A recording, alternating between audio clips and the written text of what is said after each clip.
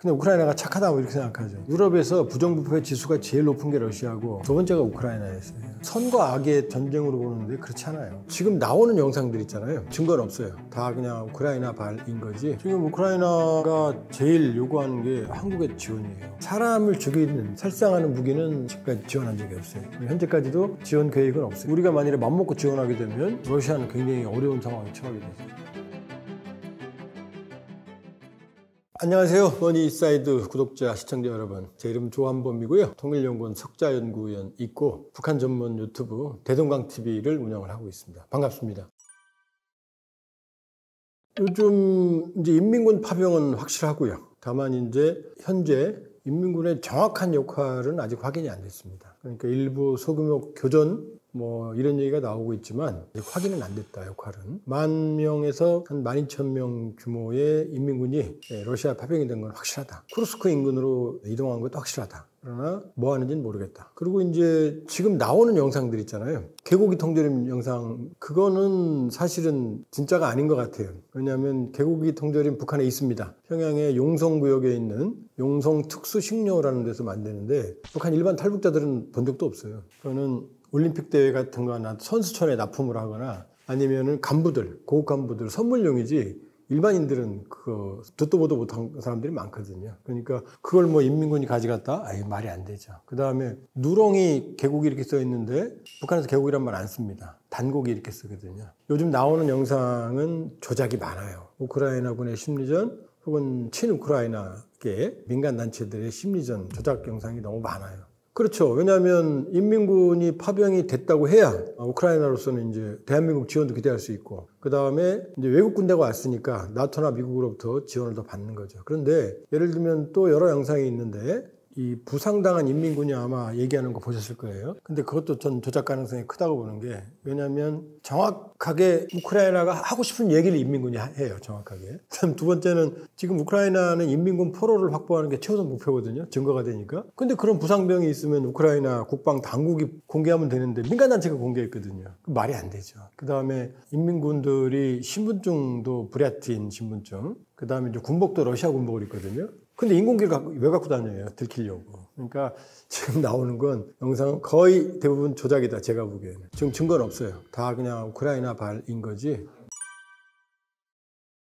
일단 전투부대, 폭풍군단, 11군단이 간 거는 사실인 것 같아요. 북한은 12개 군단이 있거든요. 6군단은 없어요. 6군단은 과거에 이제 쿠데타, 모의 때문에 군단이 해체됐다. 이게 거의 정설이에요. 그래서 전방에 서쪽부터 4, 2, 5, 1, 4개 군단이 있거든요. 이 군단이 있고 평양방어사령부가 있고 그 뒤 후방에 폭풍군단이 있거든요. 폭풍군단은 이 4, 2, 5, 1 군단보다는 무장이 빈약합니다. 폭풍군단의 특징은 뭐냐면은 경보병 여단이 주력이에요. 그러니까는 산악행군을 통해서 전쟁이 벌어지면 전방이 교전을 벌일 때 태백산맥 쪽을 통해서 산악행군을 통해서 후방으로 침투해서 교란하는 게 목적이거든요. 그러니까 무장이 빈약해요. 기동력은 있는데. 그러니까 경무장인데다가 산악전에 특화된 폭풍군단이 이 중무장화된 우크라이나군을 상대로 평야에서 작전을 하는 거거든요. 이게 너무나 이게 비상식적인 상황이 지금 벌어지고 있거든요. 따라서 과연 폭풍군단이 맞다면 어떤 역할을 할지, 전투를 어떻게 할지 그것도 의문이고, 다만 현재까지 추론은 러시아가 병력이 부족하니까 러시아 부대 편제 내에 보충병 역할을 하면서 합동작전을 하는 게 아니냐, 첫 번째. 그리고 이제 스톰제트 작전이라는 게 있어요. 그건 뭐냐면 2차 세계대전 때 스탈린이 한 말인데, 스탈린이 아주 악마적인 말을 남긴 게 하나 있어요. 한 명이 전사하면 죽으면 비극이다. 근데 100만 명이 죽으면 통계다. 이런 말 한 적이 있거든요. 그러면서 인해전술을 합니다. 그러니까 스톰제트 작전 부대는 뭐냐면 무장이 빈약한데 맨 앞에 서요. 그러면서 총알 바지로 나가면 적군이 이제 쏠 거 아니에요? 그럼 적군의 포 위치 이런 게 다 드러나잖아요. 그걸 때리는 그게 스톰 작전이거든요. 그러니까 인민군을 스톰제트 작전의 선봉대로 쓰려고 하는 게 아니냐. 혼성 편성했지만 앞에 내세우는 거죠. 희생시키는. 이런 지금 시나리오들이 나오고 있어요. 그러니까 우크라이나는 평야지대고 평원이고. 그러니까 현대전의 경보병 개념은 경량화된 운송수단, 스트라이커 여단이라고 있어요. 미국에. 그러니까 무게는 줄지만 비행기로 신속히 이동이 가능한 무기체계, 장갑차, 여기에 타고 아니면 헬기나 이런 걸 신속히 이동하는 개념인데, 북한은 2차 세계대전 6.25 때 개념이에요. 그냥 보병, 걸어서 산악행군. 그러니까 폭풍군단의 훈련은 밥 먹고 산악행군만 하는 거예요. 쉽게 말하면. 그리고 폭풍군단이 여단 편대인데 3,000명인데 한 여단이 그중에 실제 전투원은 500, 600밖에 안 돼요.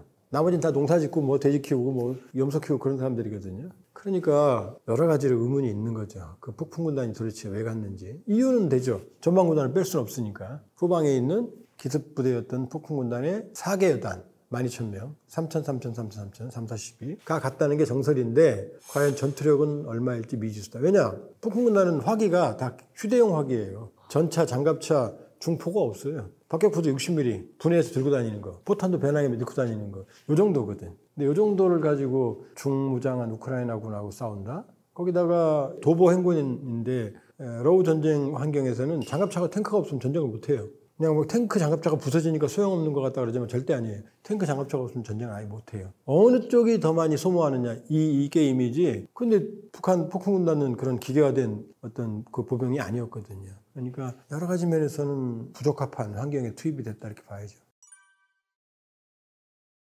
지금 우크라이나가 제일 요구하는 게 한국의 지원이에요. 왜냐하면 한국은 북한과의 전면전을 항상 준비해왔기 때문에 군수 생산 능력이 탁월해요. 유럽이나 미국은 이제 냉전 이후에 줄여왔는데 한국은 유지했거든.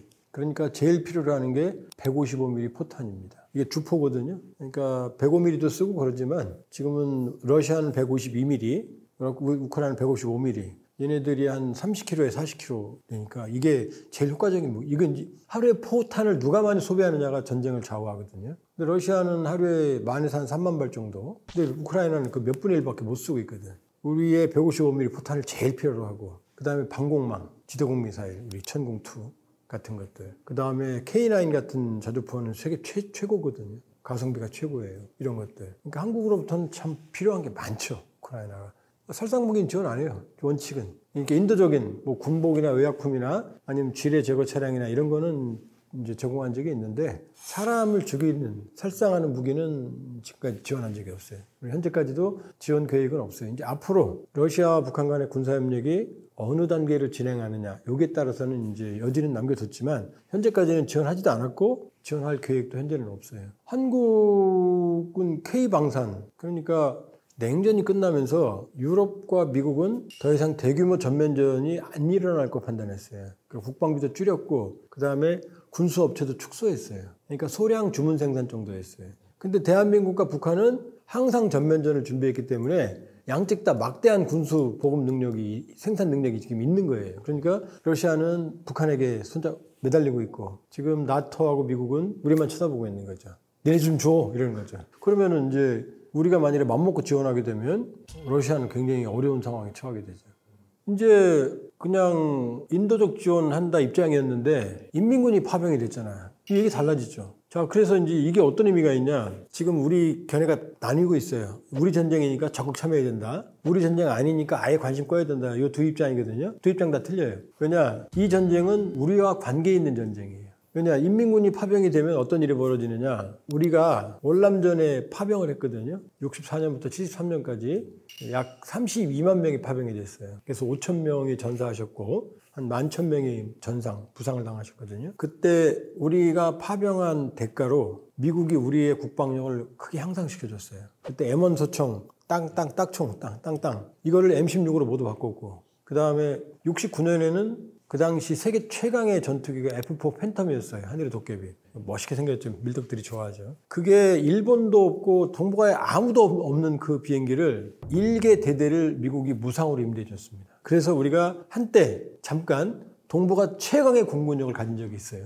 일본, 북한은 물론이거니와 중국, 러시아도 제압을 할 수 있는 공군력을 가지고 있었어요. 자, 그러면 인민군이 파병이 되면 러시아가 가만히 있겠어요? 북한에게? 지난해 바스토친이 9월에 김정은이 갔을 때 비행기, 전투기 공장이 제일 오래 머물렀어요. 심지어 비행기도 타봤어요. 웃으면서. 나 이거 가져가야지 이런 표정이었다고. 그러니까 지금은 아니지만 북한 공군력이 형편없으니까 북한 공군력을 현대화시켜주겠다는 약속을 했을 수도 있고 핵 ICBM 정찰해상 이게 중요한 게 아니에요. 사실은 우리한테는 전투기, 장갑차, 야포, 탱크 그다음에 각종 재래식 무기를 현대화시켜주는 게 우리한테 더 위협이에요. 우리가 유일하게 북한에 앞서는 게 재래식 무기거든요. 근데 인민군이 12,000명 갔는데 전투에 참여하면 전사할 거 아니에요. 그럼 끝없이 보충병이 갈 거 아니에요. 수만에서 수십만 명이 갈 텐데 겨우 대가가 뭐 달러 몇 푼 받으러 갔다? 지금 그러자 언론에서 뭐 달러 벌러 갔다? 아니에요. 무기만 줘도 달러는 나오는데 뭐더러 병력을 파견해요. 더 큰 거래가 있겠죠. 더 큰 거래가. 그러니까 인민군이 전쟁에 가서 전쟁 경험을 하고 오면 인민군의 전투력이 비약적으로 향상되겠죠. 그거 누구한테 쓸 거예요? 우리한테 쓸 거 아니에요. 그 다음에 러시아의 현대식 재래식 무기 기술을 많이 받겠죠. 그럼 인민군의 전투력이 올라가죠. 근데 이게 우리하고 어떻게 관계가 없어요. 우리 전쟁이 아니니까 전혀 신경 끄자. 이거 틀린 거죠, 그러니까. 근데 우리 전쟁이니까 참여하자. 이것도 안 되죠. 왜냐? 여기에 살상 무기를 지원하거나 그러면 이 무기가 인민군을 죽이게 되고, 그럼 남북이 전쟁을 하는 건데, 그럼 러우 전쟁이 어디로 와요? 연결돼요. 한반도로 전이가 되는 거죠. 그러니까 이것도 막아야 되는 거예요. 그러니까 우리가 관계에 있는 전쟁이니까 신경을 쓰면서 주의 깊게 관찰하고 한반도 안보에 유리한 방향으로 이끌어가야 되는 거지, 우리 전쟁이다 아니다는 거, 이건 소모적인 논쟁이에요. 이미 우리와 관계에 있는 전쟁이 돼버렸어요. 러우 전쟁은. 원래 우크라이나가 그렇게 매력적인 국가가 아니에요. 그러니까 유럽에서 부정부패 지수가 제일 높은 게 러시아고 두 번째가 우크라이나였어요. 우크라이나 우리가 막 선과 악의 전쟁으로 보는데 그렇지 않아요. 복잡한 전쟁이고 중국의 군사력 향상에 우크라이나가 결정적으로 기여를 합니다. 우크라이나가 마리아그라고 하는 항공모함을 중국에 팔아요. 그게 지금 랴오닝 중국 1호 항공모함이 우크라이나가 판 거예요. 팔아버린 거예요. 그 우크라이나가 항공모함 주지 못했다면 중국은 항공모함 건조할 수 있는 기술을 배울 데가 없었어요. 그 다음에 우크라이나의 기술이 북한 핵과 미사일에 들어갔다는 게 거의 정설이거든요. 그런데 자꾸 이제 우리는 우크라이나가 이제 동병상련으로 약한 국가니까 그냥 침략을 받으니까 이제 동정하고 침략 행위를 묵과할 수 없다 이거지. 우크라이나하고 중국하고 전쟁 전에 관계가 제일 좋았어요. 그래서 우크라이나는 유럽에 중국의 거점이다시피 했어요. 근데 사실 그런 건 우리 잘 생각 안 하죠. 그냥 우크라이나가 착하다고 이렇게 생각하죠. 그냥 약소국, 이 강대국한테 짓밟히니까 어떤 정의, 저스티스, 그 다음 어떤 동병상련, 우리도 많이 당했으니까 이런 거지, 유럽에서 우크라이나를 그렇게 좋아하는 국가가 아니에요. 근데 우크라이나가 뚫리면 유럽이 뚫리니까. 그러니까 유럽은 결사코 막는 거예요. 나토 회원국도 아니에요. 근데 이제 우크라이나는 무조건 달라고 그러는 거예요. 끝없이 달라는 거죠. 또 하나는 우크라이나는 과거 소련이었어요. 소련 연방이었어요. 소련이 김일성을 지원해서 남침을 했잖아요. 그리고 소련이 내려올 때 우리 군인들이 너무나 고생했던 T-34 탱크를 만든 공장도 우크라이나 하르키우에 있었어요. 거기서 만든 거예요. 그러니까 뭐 그때는 뭐 소련이었다고 그러지만 어쨌든 우크라이나도 소련 연방이었고 우크라이나가 이 소련이 북한을 지원한 거죠, 사실은. 그런 기억들은 다 잊어버렸죠, 우리는. 우리 입장에서는 이제 나토와 미국이 막아주니까 우리는 서방 진영, 우리는 자유민주주의 진영에 서 있으니까 연대를 하는 거지, 우리와 우크라이나는 사실 인연이 없죠. 6.25 때 인연만 있는 거지, 사실 그렇게 따지면. 전쟁 끝나면 푸틴은 동방에서 미래를 찾죠. 유럽엔 못 나가잖아요. 이제 유럽부터 완전히 불신이잖아. 그럼 한국은 어마어마한 첨단 기술도 있고 중요한 지하자원 소비처고, 6월 19일 날 푸틴 대통령이 평양을 가기 전에 우리 언론사 인터뷰에 이런 얘기를 합니다. 전쟁 끝나면 한러 간에 회복 가능하다. 전쟁이 아니었으면 러시아는 북한을 걸어오지도 않았을 거예요. 북러 간에는 주고받을 게 없어요, 사실은. 근데 그때 우리는 260억, 70억 불까지 였거든. 게임이 안 되죠.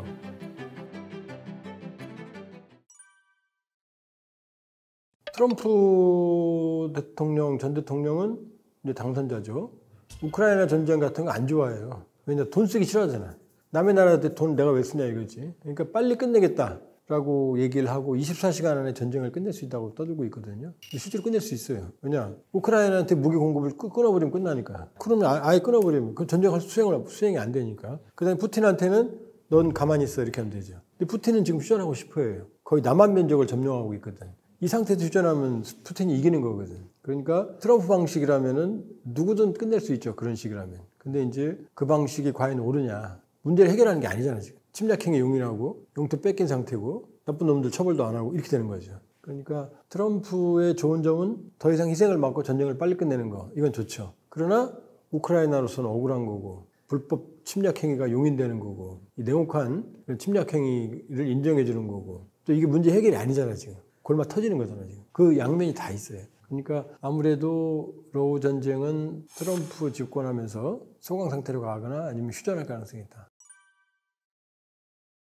원래 2021년 코로나 시기긴 하지만 북러 교육이 1년 교육이 4만 달러였어요. 4만 달러면은 한 5천만 원 하나요? 날아가네. 그 말이 돼요? 개인 거래도 안 되는 거잖아요. 그러니까 둘이 주고받을 게 없어요. 근데 그때 우리는 260억, 70억 불까지 갔거든. 270억 불까지 갔어요, 우리는. 게임이 안 되죠. 그러니까 북러 간에는 주고받을 게 없어요, 사실은. 특히 북한이 줄 게 아무것도 없어요. 그런데 러시아가 우크라이나를 침공하면서 모든 게 바뀌었죠. 러시아가 침공하면서 러시아는 일주일, 2주일이면 끝날 줄 알았는데 지금 2년 반을 가니까 어마어마한 천문학적인 이 무기가 필요한데, 소모성 무기. 지금 뭐 드론이 전쟁하는 것 같고 첨단 AI 그런 것 같지만 사실은 포탄을 누가 많이 소비하느냐, 병력을 누가 많이 소비하느냐. 1차 세계대전 이후로 바뀐 게 거의 없어요. 드론은 우크라이나가 쓰면 뭐 러시아는 안 쓰나요? 누가 포탄을 하루에 많이 쓰느냐, 이게 지금 좌우하는 거거든요. 그러니까 지금 러시아가 하루에 뭐 정확히는 모르지만 152mm 포탄으로 만에서 한 3만 발 쓴다고 계산을 추정을 하는데, 보통 뭐 더 할 땐 더 쓰죠. 근데 지금 북한이 컨테이너 2만 개 152mm 포탄으로 환산했을 때는 1000만 발을 지원했어요. 그러니까 북한이 없으면 아예 러시아는 전쟁을 못하는 상황이죠. 그러니까 어떻게 됐어요? 이제 줄 게 생긴 거예요, 북한이. 그러니까 뭘 이제 러시아는 식량, 에너지, 비료, 이게 3대 서출국이거든. 이걸 주는 거죠. 그 다음에 이제 병력까지 보냈으니까 이제 군사 기술, 그 다음에 나중에 첨단 항공기, 아예 북한 공군력을 새롭게 만들어줄 수도 있겠죠. 예를 들면. 그런 셈법이 있으니까 인민군을 전투병으로 보내는 거지. 그냥 뭐 총알바지 시키고 달러를 벌겠다, 외화 벌겠다, 그럼 김정은을 너무 얕보는 거죠.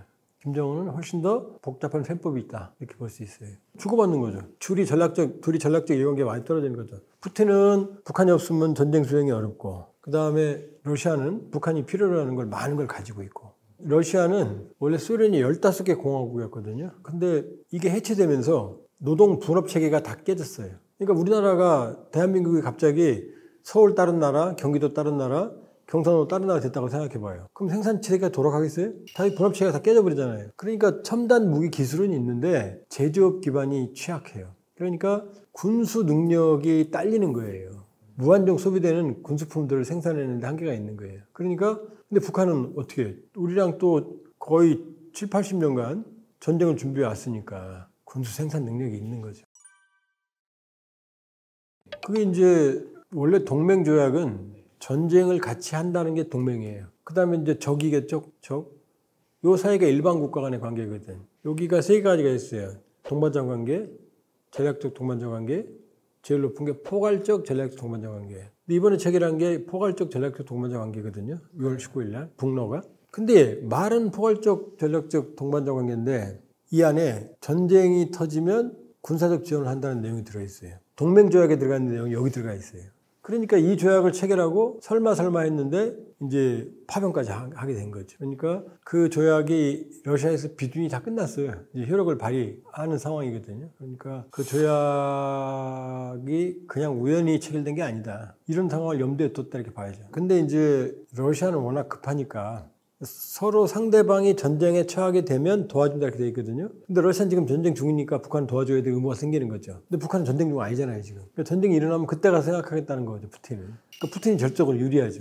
북한은 지금 고립무원이잖아요. 아무도 안 도와주잖아요. 그런데 자기 자신의 가치를 알아주고 거기다 세계 1위 핵보유국인 러시아가 준 군사동맹을 맺으면 감지덕지죠. 거기다가 식량, 비료, 에너지를 받을 수 있으니까. 그거만 있어도 한숨 돌리니까. 북한도 나쁜 미치는 장사는 아니죠. 중국은 기분 나쁘죠. 네, 왜냐하면 중국은 북한은 그렇게 생각 안 하는데 자기 똘마니로 취급을 하거든요. 내 영향권이다, 이렇게 생각하거든요. 왜 그러냐면 중국이 지금 동해로 못 나와요. 요 끝에가 러시아랑 북한이 막았어요, 이렇게.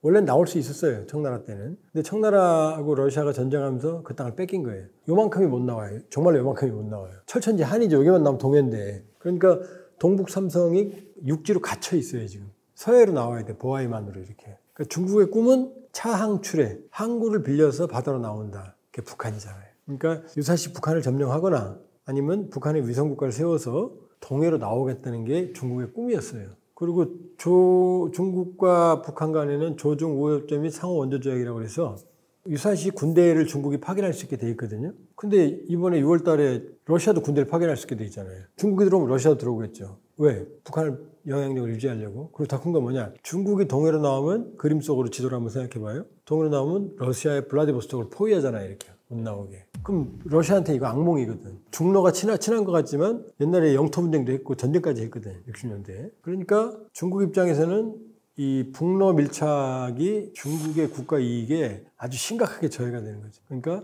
뭐 무슨 김정은과 시진핑 동판 발자국을 지워버렸다느니 노동자들 교육하라고 했다느니 막 별소리가 다 나오는 거죠. 그러니까 중국은 북러 밀착에 대해서 상당히 불쾌한, 불안하면서도 불쾌한 그런 상황이에요. 그렇다고 무슨 뭐 둘이 좋아 죽겠다는데 가서 하지 말 수도 없는 거고 행동을 할 수는 없죠. 그러니까 불편한 심경으로 바라보고 있죠. 거기다 또 하나는 뭐냐면 푸틴하고 김정은은 전과자예요. 푸틴은 전쟁범들이 기소가 됐고 딴 나라 못 가요. 체포되니까. 그다음 김정은은 핵개발로 지금 국제적인 제재를 받고 있고. 근데 세계에서는 북한, 러시아 이렇게 얘기 안 하고 북중러 이렇게 세 개를 묶거든 항상. 그러니까 난 전과자 아닌데 시진핑은 전과자 아니잖아요 지금. 약간 전 세계에서 좀 불량스럽다 이렇게 보지만 전과자는 아니잖아요 지금. 푸틴하고 김정은하고 다르잖아요. 근데 시진핑, 푸틴, 셋을 묶으니까 북중러 그러니까 기분 나쁘죠. 만일에 친구 둘이 전과자인데 난 아닌데 계속 그 셋이 묶으면 좋겠어요? 기분 나쁘지. 그러니까 중국은 이래저래 기분이 나쁘죠. 근데 이제 그렇다고 해도 북한이 맘 놓을 수는 없는 게 북러가 그렇게 짝짝꿍 밀착해도 지난해 북한의 대외교역에서 중국이 차지하는 비율이 98.3%예요. 러시아는 1%도 안 돼요. 그러니까 북러 관계가 중국을 대체할 수는 없다. 아쉬운 상황은 좀 풀어주지만 그러나 절대로 대체할 수는 없다 이렇게 볼 수 있죠. 그러면 이제 문제는 뭐냐면 북한 내에 친중파가 없어요. 김정은의 공호부 장성택 2013년에 처형했죠. 그 장성택 죽이면서 친중 라인을 모두 제거해 버렸어요. 왜냐하면 중국은 김정은에게 위협이 되니까. 친한 것 같지만 중국은 항상 눈에 가시니까 북한 입장에서는. 그러니까 2017년 2월에는 누굴 죽여요? 김정남, 이복형을 말레이시아에서 죽이는데 그 김정남을 보호하고 있던 것도 바로 중국이에요. 왜? 유사시에 바꿀 수 있으니까 정권을. 그러니까 북중 관계는 친한 것 같지만 사실은 애증의 관계, 균형관계에 함께 있다는 걸 볼 수 있어요. 북한하고 중국은 한미 관계하고 좀 달라요. 우리는 정말 참 버겁죠, 미국이. 근데 북한은 항상 대등하게 중국이 그렇게 도와줘도 북한은 고맙다는 말 안 합니다. 당연한 거라고 생각해요. 어떤 일이 있었냐면은 이건 우리한테 잘 알려지지 않은 건데요. 마오쩌둥, 모택동, 이 1949년에 중공이죠. 중공을 건설하기 전에 동북 삼성 지금 여기서 장제스 군대하고 싸워요. 그때 마오쩌둥 밀려요. 그때 김일성이 소총을 무려 2만 정을 지원해 줍니다. 대가 없이. 그리고 중국군을 이제 부상당한 사람들을 북한으로 데려다가 다 치료해 줘요. 그래서 다시 전선으로 보내요. 가족도 돌봐줘. 그래서 중국한테 북한 지도부는 이렇게 생각해요. 우리가 없었으면 오늘의 중국이 없다. 장제스한테 졌을 거다. 진짜로 그렇게 생각해요. 그러니까 김일성이나 김정일이 옛날에 중국에 갔을 때 아주 융숭한 대접을 해줍니다. 그러니까 그리고 중국이 도와줘도 당연히 내가 받을 거 받는 거야 이렇게 생각하지 굽실거리지 않아요. 그러니까 중국 입장에서는 기분 나쁘죠. 주는 건 한없이 주는데 말은 듣지 않고 막 핵실험하고 사람 기분 나쁘게 하고. 그러니까 2017년에 12월에 2397호 유엔 결의 대북제재 결의 2397호 때까지 다 중국이 동의했어요. 대북제재에. 그건 북한이 중국 말 안 들었다는 얘기죠. 그러니까 북중 관계는 그렇게 우리가 알고 있는 그런 관계가 아니다. 이렇게 볼 수 있어요. 안 하면 북한이 쓰러지면 어떻게 돼요? 만약에 북한이 쓰러져서 한미동맹이 치고 올라가면 어떻게 되죠? 압록강 두만강에 주한미군이 있게 되는데 그건 악몽이죠. 그러니까 북한은 쓰러지는 건 막아야 되니까 어떻게든 쓰러지는 건 또 막아야 되니까 죽지 않을 만큼 줘야 되는 거죠. 지금 중국 입장에서는 말 잘 듣는 북한, 중국말 잘 듣는 북한, 친중 정권이었으면 좋겠는데 근데 그 장성택 라인 제거했고 김정남까지 죽으니까 이제 선이 없는 거죠, 북한에. 그러니까 어쩔 수가 없죠. 쳐다보고만 있어야 되는 거지. 러우 전쟁이 끝나도 북한의 효용 가치는 있어요. 왜냐하면 첫 번째, 러우 전쟁은 완전히 끝나는 건 평화협정을 체결하는 거거든요. 우리 다시 싸우지 말자 이제 합의하는 거거든요. 영토 문제가 있잖아요. 러시아가 점령한 영토를 안 내놓겠다는 거거든요, 지금. 그러니까 종전은 어렵고 휴전이 가능할 텐데 휴전하면 언제든 전쟁이 터질 수 있잖아요. 그러니까 북한의 군수 보호기지로서 북한의 중요성은 계속 남는 거죠. 그다음 또 하나는 러시아는 건설 노동자가 없거든요. 그러니까 북한의 공병국이라고 인민군 공병국이나 민간 건설대들이 나가서 전후복구, 지금 천문학적으로 부서졌으니까 그 전후복구에 투입될 수도 있죠. 그러니까 전쟁이 끝나도 러시아에게 북한은 필요하다 이렇게 볼 수 있죠. 자, 우리 대한민국 탈냉전 이후에 가장 성공적인 대외 정책을 노태우 정부의 북방 정책이라고 그래요. 그걸로 한소수교, 한중수교, 그 다음에 동유럽 관계에서 이걸 했거든요. 그러니까 북방 공간은 우리한테 아주 소중한 공간이에요, 사실은. 중국, 러시아가 좀 이념적으로 이런 쪽으로 껄끄럽긴 하지만 우리 대한민국의 미래에 있어서 북방 공간은 아주 중요합니다. 그 다음 러시아도 한국이 중요해요. 왜냐? 전쟁 끝나면 푸틴을 러시아 사람들이 지지하는 이유는 러시아 민족주의, 위대한 소련의 부활. 그냥 맨날 우통 벗고 막 이러고 다니죠. 그냥 강한 척 하잖아, 스트롱맨. 러시아 민족주의. 또 하나는 신동방 정책이에요. 동방에서 미래를 찾자. 근데 유럽엔 못 나가잖아, 이제. 유럽부터 완전히 불신이잖아. 그러면 시베리아의 막대한 지하자원, 시베리아 횡단철도, 그 다음에 북극 항로, 이걸 이용하는 거거든요, 세 가지를. 그러면 이 세 가지를 이용하는데 북한이 과연 의미가 있을까요?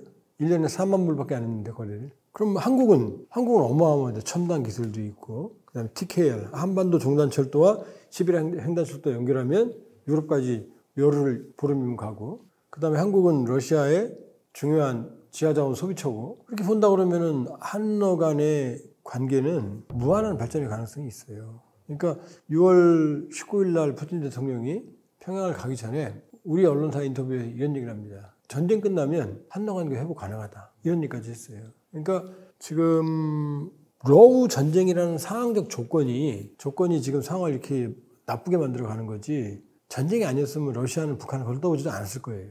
그러니까 한러는 지금 사실 이제 러시아는 우리 비우호국으로 지정을 했고 인민군 파병을 받아들였고 지금 사이가 좋을 수가 없죠, 지금은. 그러나 그렇다고 해서 양측 간의 관계를 완전히 깨거나 최악으로 가져가는 건 바람직하지 않다. 양측 모두에게 상황을 관리할 필요가 있다고 볼 수 있어요.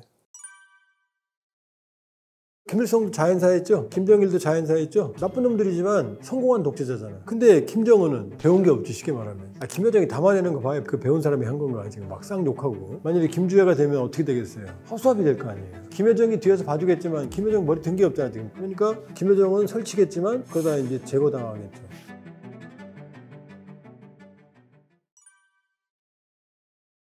김일성이 리더십이 100이라고 그러면 김정일은 50, 김정은은 10도 안 된다. 왜냐면 김일성은 항일 빨치산, 쉽게 말하면 일본군이랑 싸웠단 말이에요.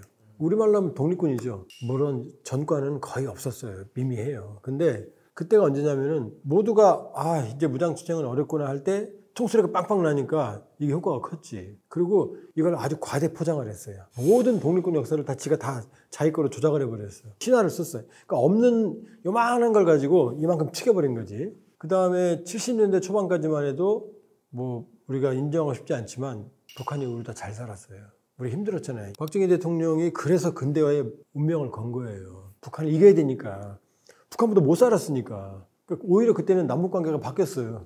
북한이 자신감 있고, 야, 니네들 밥 먹었니? 뭐 이런 거, 우리는 힘들 때. 이게 뒤집힌 게 이제 70년대 중후반부터 이제 80년대 가서 완전히 뒤집히거든요. 그러니까 북한 사람들한테 김일성은 욕 잘 안 해요. 얘기 들어보면 70년대까지만 해도 길거리에 막 생선 썩어 나가고 냉장고 없으니까 잡으면 돼지고기 같은 거 기름기 붙어 있으면 안 가져가고 그 다음에 망고, 바나나, 열대과일 넘쳐났대요. 그렇게 말해요. 그러니까 아주 잘 살았던 것 같지는 않은데 어쨌든 우리는 훨씬 낫거든요. 그러니까 김일성에 대한 인식은, 김일성에 대한 추억은 나쁘지가 않지. 김일성 욕 잘 안 해요, 탈북자들이. 우리 생각하고 달라요. 그 다음 김정일은 이게 악마적 천재성이 있었어요. 이 주체사상 우상화부터 유일지배체제를 다 지가 다 만들었어. 그 다음에 북한 사람들을 저렇게 그냥 바보처럼 세뇌시킨 것, 만세하게 만든 것도 다 이 인간이에요. 그러니까 74년에 후계자가 됐고 94년에 아버지가 죽을 때까지 20년을 준비했거든요. 그럼 권력 기반이 얼마나 강하겠어요. 그러니까 김일성도 자연사했죠. 김정일도 자연사했죠. 병사지만. 나쁜 놈들이지만 성공한 독재자잖아. 근데 김정은이 처음 등장한 게 2008년 하반기예요. 2008년 8월에 김정일이 뇌경색이 오거든. 그러니까 김정은이 갑자기 태어난다. 그때 우리 이름도 몰랐어. 국정원도 김정운이라고 그랬어, 이름을. 그 정도였어. 84년생. 그러니까 25살에 태어나왔잖아요. 그때 우리 국정원이 김정일 앞으로 3년 살 거다 그랬는데 딱 3년 뒤에 죽었거든. 2011년 12월 17일 날 죽었어요. 공개는 12월 19일 날 12시 낮 방송에 나왔거든. 특별 공개 방송으로. 그럼 생각해봐요. 25살이면 대학생이잖아. 군대 갔다 온 대학생이잖아. 그 다음에 국정 운영을 딱 3년 배운 거잖아. 뭐가 있겠어요? 아무것도 없지. 배운 게 없지, 쉽게 말하면. 준비가 안 된 거죠. 안 되니까 처음에 어떻게 해요? 막 사람 잡아 죽이잖아요. 고모부 죽이고. 김정은 집권 한 3, 4년간 초기 약 차관급 이상을 200명 이상을 채용을 해요. 그 다음에 여기 장성택만 해도 고모부, 장성택만 해도 사단을 죽여, 사단을 거의 주변에 있는 모든 장성택 인맥을 뭐 누나, 매형 싹 죽여버린다고. 수백 명, 거의 1000명 이상을 죽였다는 소리. 그 다음에 더 많은 사람은 이제 숙청시켜버리고. 그러니까 김정은은 첫째 배운 게 없어, 국정 운영에. 김 여정이 담아내는 거 봐요. 배운 거, 그 배운 사람이 한 건가. 지금 막 쌍 욕하고. 그 다음에 정치적 권위. 선대에 비하면 너무 취약하잖아. 그 다음에 경제는 지금 최악이거든요. 지금 1달러 환율이 보통 8,000원에서 8,400원이었거든요. 지금 2만 원이에요. 말도 안 되는 거죠. 우리를 치면 환율이 한 3,000원, 2,500원, 3,000원 하는 거지, 지금. IMF도 그렇게 안 했지. 그 다음에 식량 가격도. 그러니까, 아니, 환율이 높으면 어떻게 되겠어요? 물가가 다 올라가잖아. 그래서 제 친구들, 탈북한 친구들이 북한하고 통화하거든요. 통화가 돼요. 중국 대포폰 가지면 다 해요. 북한 사람 다 알아요, 다. 여기서 전화는 중국으로 걸지만 북한에서 받는 거죠. 왜냐하면 기지국이 접경 지역은 중국 기지국 범위니까 거기서 중국 전화를 받는 거예요. 달러 보내고 다 알아요. 이거 북한 사람 다 아는 기밀도 아니에요. 어디 가서 이런 얘기 했더니 기밀을 보관한다 그러는데 다 아는 일입니다. 애들 다 아는 일이에요. 전화하면 너무 가슴 아파요. 제발 좀 도와달라고. 만일에 이번에 안 도와주면 다음번엔 난 없을 거라고 이렇게까지 말을 해요. 지금 이번만 도와달라고. 그러니까 도와달라는 목소리가 너무 절박해요. 옛날에 비해서. 그러니까 경제난도 최악이라는 얘기죠. 정치적 권위 최악이죠. 배운 게 없으니까 정책 혼선이죠. 우크라이나 파병하면 안 돼요. 지금 저기 12,000명 파병했는데 러시아가 하루에 1,200명 병력 손실이거든요. 그중에 전사가 2대 1이에요. 전사 1, 부상 2. 어쨌든 하루에 400명 전사, 800명 부상이라는 얘기거든요. 12,000명이면 어떻게 돼요? 열흘치밖에 안 돼요. 우리도 월남전 게릴라전인데 그 게릴라전인데도 5,000명 전사하셨거든요. 저기는 그냥 소모되는 러우 전쟁 기간 중에 2년 반 동안 러시아가 최대 70만 명 병력 손실이에요. 그럼 어떻게 되겠어요? 12,000명에서 안 끝나겠죠? 끊임없이 가야 된다고요. 우리도 32만 명 갔거든. 인민군을 끊임없이 갈아 넣는 소모하는 거거든요. 저거 부메랑이 될 거라고. 그 죽으면 전사하면 인민군 북한도 부모 마음인데 애들 내 새끼 일에는 물불을 안 가리는데 독재가 눈에 보이겠어요? 하나밖에 없는 애 죽었다면? 거기다가 벌써 그 인터넷에 그런 얘기 진위 여부는 모르지만 북한군이 와서 뭐 음란물 보고 막 신나고 그런다고 얘기 나와요 요새 지금. 왜냐? 북한에 비하면 러시아는 천국이거든. 자유국가거든. 잘 먹고. 그러니까 이 사람들이 잘 먹고 막 놀다가 자유를 만끽하다 북한에 들어가면 어떻게 되겠어요? 수만 명이. 그걸 못 버티죠. 체제의 변화에. 자, 그러면 모든 게 어떻게 돼요? 그다음에 더 중요한 게 있어요. 김정은이 지난해 연말과 올 1월 남북을 전쟁 관계로 전환하고 통일과 민족 개념을 삭제했어요. 근데 쓰지 말라고 그랬어요. 근데 이게 자기 발등을 찍은 거예요. 통일과 민족은 뭐냐? 자기 할아버지, 아버지의 유훈이거든. 백두혈통이라는 게 무슨 뜻이에요? 백두산에서 김일성이 항일투쟁을 했다 하거든. 일본하고 왜 싸웠어요? 조국 광복이고 통일이잖아요. 6.25 전쟁을 북한은 뭐라고 말하느냐? 조국 해방 전쟁이라고 그러거든요. 조국 해방 전쟁 왜 했어 그러면? 통일 민족 같은 민족 아니면은. 그러니까 자기가 권력을 이양받은 건 백두혈통. 그러니까 맨날 백마 타고 다니잖아요. 백두산에서.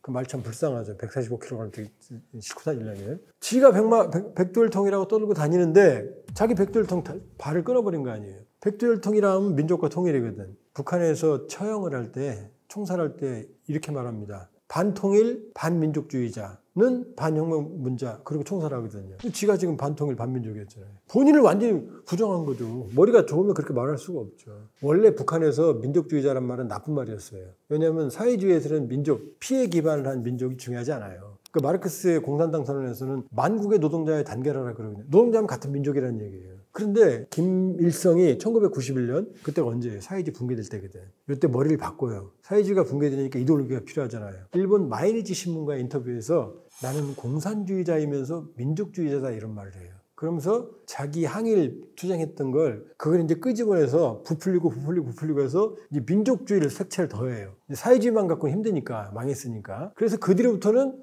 민족이라는 게 북한에서 거의 정신세계 통일과 민족이 같이 뿌리 박히거든요. 그런데 이제 와서 통일과 민족을 부정하는 거거든요. 왜? 대한민국이 너무나 잘 살고 강하니까 통일하기는커녕 통일당할 것 같으니까 또 같은 민족이라고 그러면은 영향이 있으니까 그러니까 어떻게 해? 평양문화보호법, 반동사상문화배격법, 나만 맛있으면 잡아가고 한류 보기만 해도 10년형, 제작해서 유포하면 사형, 청년교양부장법 이게 다 뭐예요? 한국의 영향을 차단하려는 거거든요. 그러니까 자기 혼자만 살겠다고 통일민족 버리고 자기 독재만 유지하겠다 요 생각인데 통일민족을 지운 건 잘못한 거지. 왜냐? 북한은 통일에 대한 열정이 우리보다 훨씬 뜨거워요. 네, 뜨거워요. 우리가 가난한 것도 통일 때문이고 힘든 것도 통일 때문이고 통일만 되면 잘 살 수 있다. 이렇게 교육받아왔거든. 통일에 대한 열정이 뜨거워요. 아주 뜨거워요. 그래서 옛날에 남북관계 좋을 때 저 친구들 만나면 이제 같이 술도 먹고 그러거든요. 북한 간부들이랑. 그럼 겁나게 뭐 취해서 뭐 조선은 뭐 별말 다 하고 막 이러다 갑자기 눈 부릅뜨고 이런다고. 우리는 돈이 없지, 영혼은 너희들보다 순수해! 소리친다고. 왜? 그럼 우리는 통일할 거란 말이야! 그럼 이제 우리가 막 저녁 들고 그랬거든요. 근데 이제 어떻게 돼요, 이제? 돈도 없고 통일도 못 하는 거 아니에요? 그럼 그지지. 그러니까 마지막에 있는 자존심까지 짓밟아버린 거죠. 그러니까 지금 통일민족 개념을 지우라고 헌법에서 지우라고 그랬는데 엊그제 최고인민회의 했어요. 10월 상순에. 근데 통일민족 개념을 지웠는지 안 지웠는지 말을 안 해요, 지금. 그 다음에 통일민족 개념 삭제 지시한 지 거의 10개월, 11개월이 지나갔는데 그 누구도 통일민족 개념을 지웠는지 안 지웠는지 말을 안 하고 있고 주민 교양, 선전선동도 아무것도 없어요. 우리가 만일에 애국가에서 삼천리 지워버리고 헌법에서 통일 지우는데 아무런 설명이 없으면 어떻게 되겠어요? 말도 안 되죠. 그러니까 자기가 이제 뱉어는 놨는데 다시 삼킬 수는 없고 계속하자니 주민 반발이 무섭고 이데올로기적 혼란까지 오는 거예요. 종합해볼까요? 권위는 할아버지 아버지 쫓아가지도 못해. 경제는 최악이야. 이데올로기적인 혼란이야. 정책적 혼선이야. 배운 건 없으니까 맨 김여정 나와서 쌍소리만 담아맞네. 그럼 어떻게 되겠어요? 아주 취약하죠. 김정은은 145kg로 추정이 되거든요. AI로 분석을 해보면. 그 다음에 아버지, 할아버지가 다 심혈관계로 급사했잖아요. 그 다음에 김정은 항상 이러고 있죠.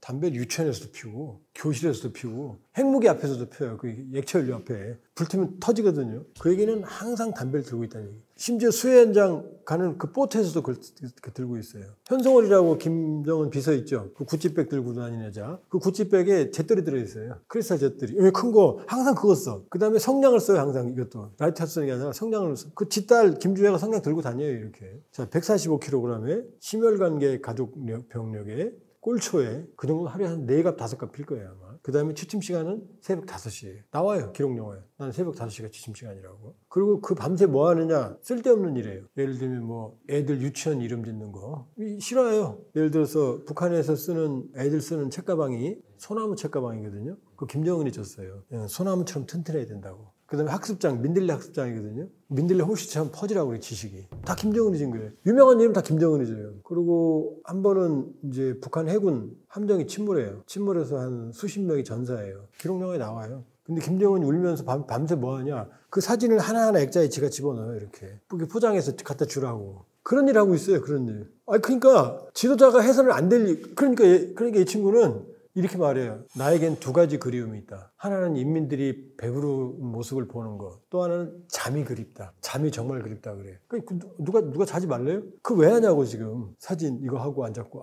그러니까 쪼잔한 일을 하고 있는 거예요. 해서는 안 되는 일들을 지도자는 결정만 하면 되는 거잖아요. 그 다음에 꼭 새벽에 전화해요. 지가 안 자니까. 그럼 막 그게 또 감동이에요. 수령님이 저 새벽에 잠도 안 주무신다. 노래도 있어요. 수령님 이 밤도 어느 험한 영을 어느 고개를 넘어가고 계실까. 노래도 있어요. 밤새 그러고 다녀요. 꼭 찾아가면 새벽에 찾아가. 그럼 막 사람들이 놀래는데 그걸 감동하는 것처럼 착각하는 거예요. 자고 있는데 찾아오면 환장하지. 보스가 새벽 3시에 전화하고 4시에 전화하고 그러면 감동해요? 그래서 수면 부족이라는 것도 국정원이 진단했어요. 그래서 수면 부족. 그 다음에 이 뾰루지가 있거든요. 이 뾰루지가 5년 동안 똑같은 자리에 안 사라져요. 커졌다 작아졌다 해요. 커졌다 작아졌다. 김일성도 혹을 못 잘랐잖아요. 결국은 죽었거든요. 자, 모두 종합해보면 어떻게 돼요? 몸은 종합병원. 몸은 종합병원이에요. 뭐든 여기 심지어 여기 심장에 패치 붙일 것까지 들켰어요. 이렇게. 나와요. 그 대통령 TV 보면 나옵니다. 그 다음에 여기 스탠스 수술한 자국부터 시작해서 파스, 그 다음에 30살 때 지팡이 처음 짚고 나와요. 쩔뚝거리고. 그리고 겨울에도 샌들을 신어요. 이렇게 구멍 뚫린 거. 그러니까 몸은 종합병원이야. 자, 그럼 저기 지금 멀쩡하겠어요? 거기다가 또 하나, 김정은이 처음 등장한 게 김정일이 2008년 8월에 뇌경색 쓰러지고 나서 나왔거든요. 근데 13살짜리 여자애 김주혜가 나왔잖아요. 2013년생. 13살도 아니지. 처음에 나온 게 2022년 11월에 나왔거든요. 그럼 9살 때 나온 거거든요. 그럼 평양 사람들이 어떻게 생각하겠어요? 김정은 나오고 나서 김정일 3년밖에 못 살았는데 김주애가 왜 나왔지? 저 여자애가 봉건적인 문화에서 3년밖에 못 사나? 이렇게 생각할 거 아니에요. 그죠? 김주애의 조기 등장도 사실은 레임덕, 엄밀히 보면 본인이 레임덕을 지금 인정하는 거나 마찬가지죠. 왜 그 여자애를 데리고 다녀요, 지금? 그럼요. 2012년에 나와서 지금 2년 돼 가거든요. 2년 됐네, 11월이니까. 한 40여 번 나왔거든요. 거의 70%가 미사일 쏘는데 군사 행보였어요. 같이 데리고 다녔어요. 그러면 김주애는 누가 봐도 후계자 수업을 받고 있다고 봐야죠. 그게 북한은 후계자 수업이 있는 게 아니고 아버지 현지도 따라다니면 그게 후계자 수업이에요. 데리고 다니면. 그러면 그게 바로 후계자 수업인데 그러면 저 어린애 여자애를 데리고 다녀? 그럼 어떻게 생각하겠어요? 어디 아픈가? 이럴 거 아니에요. 모든 게 이상징후죠. 북한은 민주주의의 민자도 경험해 본 적이 없어요. 이시조선, 일제강점, 천황제, 그 다음에 김씨 3대 세습이죠. 그러니까 김씨 외에는 지도자가 된다는 걸 상상을 못해요. 그러니까 김주애가 되겠죠. 근데 김정은도 배운 게 없어서 저 모양인데 만약에 김주애가 되면 어떻게 되겠어요? 허수아비 될 거 아니에요. 김여정이 뒤에서 봐주겠지만 김여정 머리 든 게 없잖아, 지금 담아내는 거 보면. 그러면 노동당의 정치국이라는 데가 있어요. 정치국 상무위원이 누구냐? 김정은, 최고인민회의 상임위원장 최룡해, 조직담당 비서 조용원, 그다음에 내각총리 김덕훈, 그다음에 이 군부 박정천 이런 사람들이거든요. 그럼 김정은이 죽으면 이 친구들, 정치국 상무위원들, 그다음에 정치국 위원 후보위원 합치면 한 30명 되거든. 정치국 상무위원 중심의 집단 지도체제가 형성이 되겠지. 그러면 이제 김주애는 허수아비죠. 뒤에서 이 사람들이 결정하는 거지. 김여정은 권력 기반이 없잖아요. 아무것도 없고 오빠 후광이거든. 자기 세력이 없거든. 이 사람들은 노동당에서 다 뿌리 깊게 받은 사람인데 김여정은 굴러 들어온 애거든. 그러니까 김여정은 설치겠지만 그러다 이제 제거당하겠죠. 집단 지도 체제가 있지만 이 집단 지도 체제는 오래 못 가죠. 그럼 어떻게 집단 지도 체제 되면 어떻게 되겠어요? 분열이 있겠죠. 그럼 평소에는 정치력이 강한 놈들이 세지만 이거 흔들리면 누가요? 총 가진 사람들. 누구예요? 군부가 치고 올라오게 돼요. 군부가. 결과 무인 정권이 된다고, 고려시대처럼. 그러니까 이 안에서 분화하면서 이제 군부 중심의 독재 체제가 형성이 되겠지. 그러면 이 군부가 김주애나 김여정을 제거하든지 아니면 꼭두각시처럼 세워놓고 군부가 실질적으로 장악하는 체제가 될 가능성이 매우 높아요. 만일에 김정은이 죽는다면, 급사한다면. 그런데 이제 유튜브 같은 거 보면 이제 쿠데타 얘기 많이 나오잖아요, 북한. 쿠데타는 안 일어나요. 단언할 수 있어요. 쉽지 않아요. 육군단, 북한의 12개 군단 중에 육군단이 없는 것도 쿠데타 사건 때문에 사라졌다는 게, 군단 자체가 없어졌다는 게, 그 다음에 푸른제 군사학교 출신 러시아, 그 친구들도 이제 쿠데타 모의로 제거된 사례가 있거든요. 쿠데타가 왜 불가능하느냐? 철저한 감시체제예요. 총참모부가 합참이면 총정치국이라는 정치군인들이 따로 있어요. 얘네들이 감시해요. 일거수일투족을 다 감시해요. 뭐냐?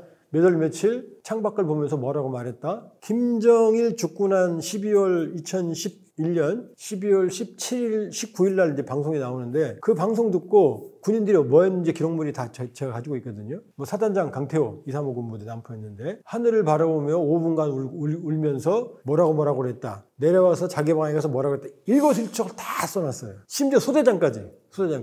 그러니까 북한군은 김정은의 명령이 없으면 부대 단위 이동이 안 돼요. 그 리용호 총참모장이라고 2012년 7월 달에 처형당한 인물이 있는데 합참의장, 총참모장인데 김정은의 허가 없이 부대를 움직였다고 처형당했어요. 일거수일투족을 감시하고 매일 감시하고 보고서가 올라가고 부대도 못 움직이는데 쿠데타가 어떻게 가능합니까? 옆에 있는 경호하는 친구들이 쏘는 거는. 근데 그것도 어려워요. 왜? 상호 감시하니까. 그럼 서로 말을 못 하잖아요. 말하면 누가 저기 될지. 그래서 쿠데타는 어렵다. 거의 불가능하다. 안 일어난다는 건 좀 그렇고 거의 불가능하다. 우발적인 총격이나 그다음에 그 봤죠? 왜 최근에 나온 거 인민군이 사역하는데 뒤에 경호원들이 이 방탄복 입고 방아쇠 걸고 있는 거. 왜 그러느냐? 사역하는 애들이 이렇게 돌리면 바로 쏠 수 있으니까. 그런 상황은 모른다. 그다음에 경호원이 우발적으로 쏠 수는 있겠지. 그러나 체계적인 쿠데타는 어려워요. 그러니까 김정은의 급사 가능성과 그로 인한 권력체계의 와해 과정, 이게 가능성이 제일 높다 이렇게 볼 수 있어요. 일단 북한의 급변 사태 가능성은 항상 대비해야 돼요. 그러나 북한의 김정은이 죽는다고 해서 바로 민주주의가 들어서진 않는다. 루마니아 차우세스크가 민중봉기로 처형당했지만 그 뒤에 국민투표로 뽑힌 일리에스쿠는 차우세스크하고 똑같았어요. 똑같은 독재자였어요. 변화는 장기간 발생합니다. 그러니까 북한 주민들이 스스로 변화하고 그 다음에 북한의 건전한 민주주의를 이끌어갈 수 있도록 끊임없이 격려하고 지원하고 그 변화를 통해서 언젠가 통일의 길에서 만나는 그런 중장기적인 전략을 가져야지 김정은 정권이 무너진다고 통일되거나 김정은 정권이 무너지거나 모든 게 해결되거나 그렇지 않아요. 그렇기 때문에 통일과 한반도 평화는 아주 장기간의 긴 호흡으로 바라봐야 된다 이렇게 볼 수가 있어요. 그러나 모든 면에서 김정은 정권이 불안정한 건 확실하다. 그러나 조선 말기도 불안정하면서 오래 갔거든요. 그 불안정한다는 게 꼭 붕괴를 의미하는 건 아니다. 그 다음에 김정은 정권이 붕괴하는 거지 북한이 사라지지 않아요. 그걸 항상 유념할 필요가 있습니다. 예, 머니인사이드 구독자, 시청자 여러분 만나뵈서 반가웠고요. 제가 운영하는 북한 전문 매체 대동강 TV도 구독, 그 다음에 시청 부탁드립니다. 고맙습니다.